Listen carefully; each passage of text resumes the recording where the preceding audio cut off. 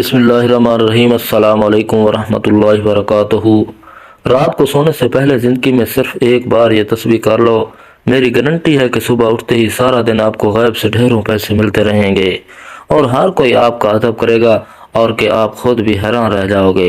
मोहतरम नाज़रीन, सामीन कराम, रात को बिस्तर पर जाने से पहले यानी रात को सोने से पहले अल्लाह पाक का सिर्फ एक नाम पढ़ लो।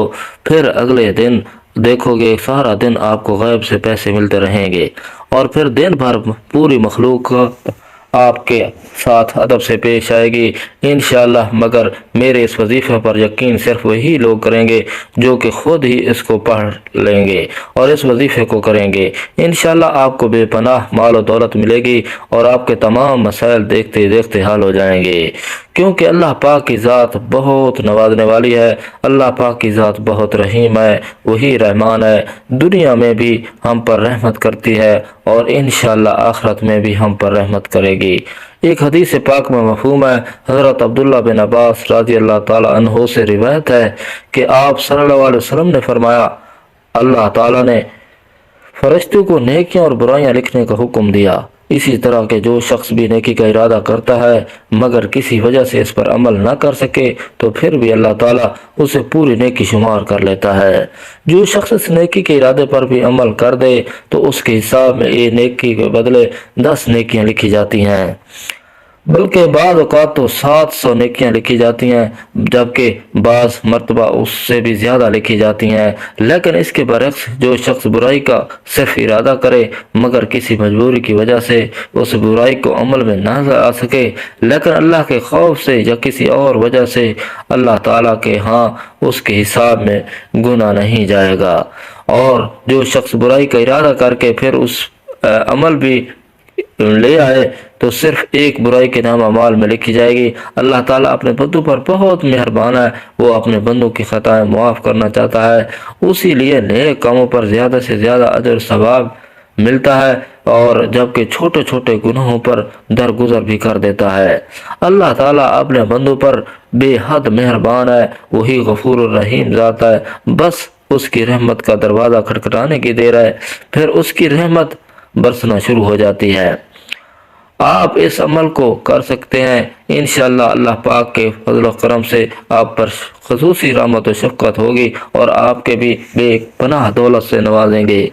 और इसी तरह एक और रिवायत का मफ़हूम है, एक शख्स जिसने पूरी ज़िंदगी में कभी एक नेकी का काम नहीं किया था और फिर जब उसका आखिरी वक्त आया तो मौत के वक्त अपने घर वालों से कहने लगा, जब मैं मर जाऊं तो मुझे जला देना, फिर कुछ राख जंगल में डाल देना, कुछ दरिया में बहा देना, कुछ राख आंधी में उड़ा देना। खुदा की कसम अगर अल्लाह ने मुझ पर काबू पा लिया तो मुझे ऐसा अजाब देगा कि जैसा दुनिया में पहले किसी को ना दिया हो। जब वो बंदा मर गया तो उसकी वसीयत के मुताबिक उस बेटों ने बाप की वसीयत के मुताबिक अमल किया। जब वो काम कर चुके तो अल्लाह ताला ने दरिया को हुक्म दिया उसकी राख इकट्ठी करो, फिर जंगल को हुक्म दिया, उस तरह हवा को भी हुक्म दिया। पलक झपकते ही इसकी तमाम राख जमा हो गई। फिर अल्लाह ताला ने उसे जिंदा किया तो उससे पूछा, तूने ऐसा क्यों किया? तो उसने अर्ज किया, परवरदिगार, ये सब मैंने तेरे खौफ से किया और ये बात खूब जानता है। इस पर अल्लाह ताला की रहमत जोश में आई और अल्लाह ने उसे बख्श दिया। अगरचे उस शख्स की वसीयत गलत थी मगर अल्लाह ताला ने उसके खौफ की वजह से उसे बख्श दिया और जो उसे क़यामत के दिन अल्लाह के सामने खड़ा होने से था। मोहतरम नाज़रीन, इससे साबित हुआ कि अल्लाह ताला से खौफ खाना अल्लाह की रहमत को तवज्जो दिलाना है। अल्लाह ताला की रहमत बहुत वसी व अरीज़ है।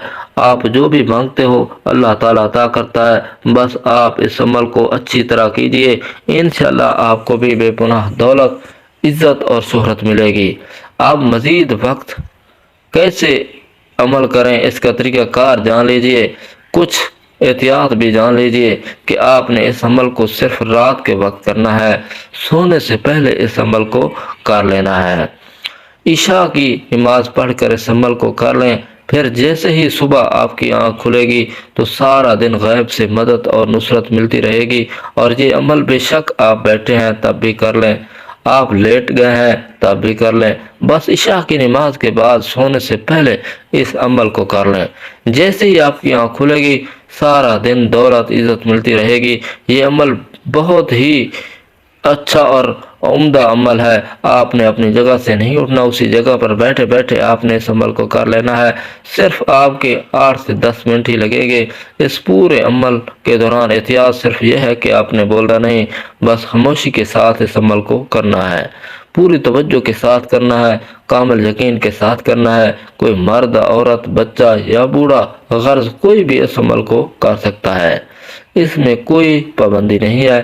اس کے علاوہ اگر آپ پہلے کوئی تسبیح کرتے تھے یا کوئی تسبیح کرتے تھے یا کوئی وظیفہ کرتے تھے تو اس کے فوراً بعد بھی اس عمل کو کیا جا سکتا ہے۔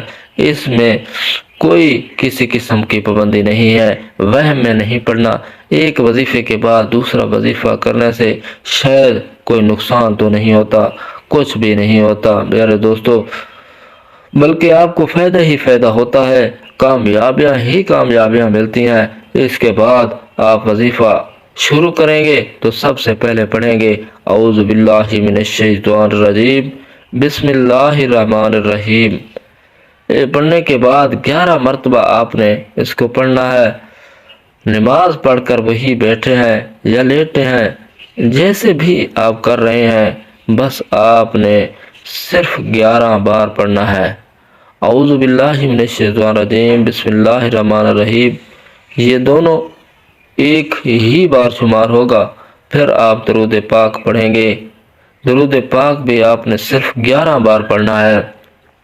درود پاک آپ کوئی سا بھی پڑھ سکتے ہیں۔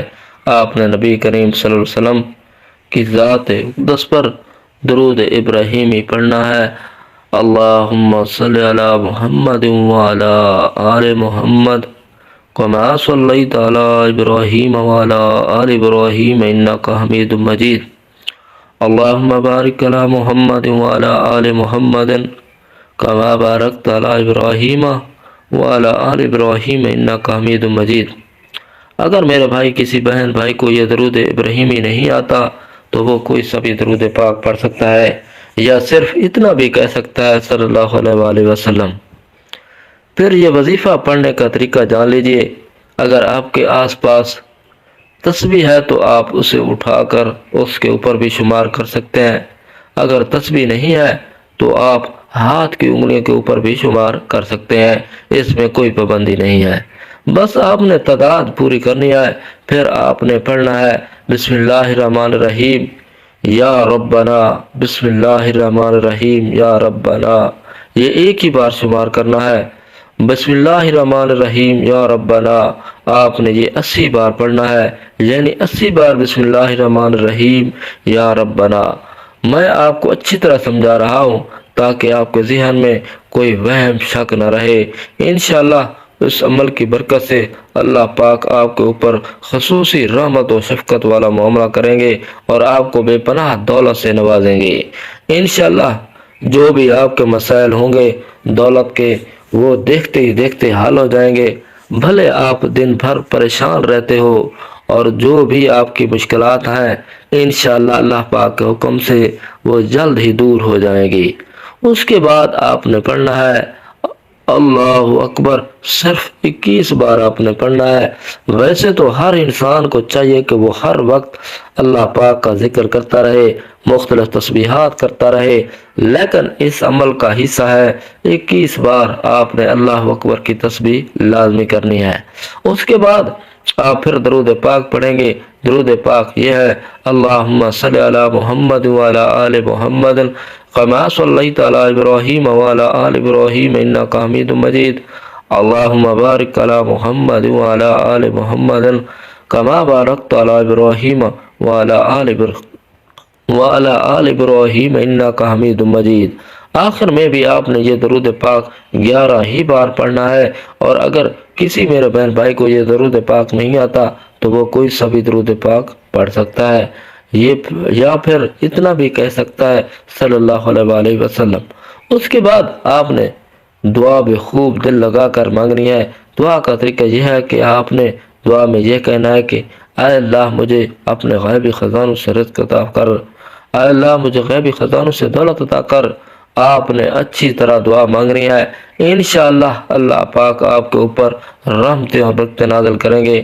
اللہ پاک آپ کو دولت سے نوازیں گے، اللہ تعالی ہم سب کی تمام پریشانیاں مشکلیں ختم کر دیں گے اور ہمیں 5 وقت نماز باجماعت ادا کرنے کی توفیق عطا فرمائے اور ہمارا خاتمہ ایمان پر فرمائے اور ہمیں اس وظیفے میں کی گئی کمی بیشی کو معاف فرمائے اور اللہ تعالی ہم سب کا حامی ناصر ہو۔ السلام علیکم ورحمۃ اللہ وبرکاتہ۔